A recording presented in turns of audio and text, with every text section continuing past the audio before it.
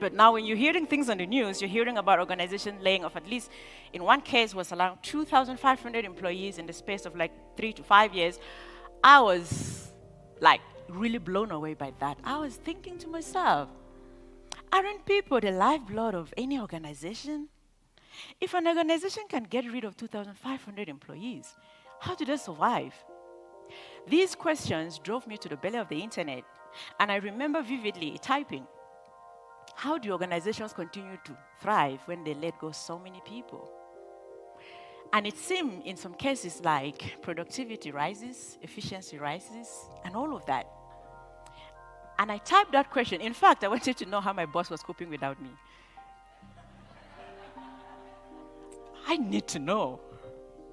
I had no idea that it would put me on the path in which I am today, but that was the question I typed on Google. Thank God for Google. When I typed that question for the first time, it exposed me to concepts like automation, artificial intelligence, robotics, and all of these emerging technologies. Prior to being laid off, the only technology I knew would be to sit on my laptop, work, send emails, or make phone calls. Phone calls is tech, right? Yeah, that was all I knew. I knew nothing beyond that. And now I am on the internet and I'm seeing these concepts that there are processes that used to be done by humans that are now being done by machines. I was like, wow, there's a whole new world out here that I was not paying attention to. In fact, I didn't even know existed. So I became very intrigued and very fascinated by that.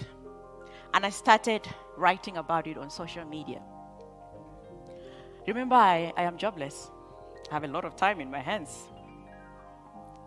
So whatever findings I was seeing on the internet about the impact of emerging technologies, I would write them on social media. And people became very intrigued by what I was writing. And they would ask me questions as though I was an expert.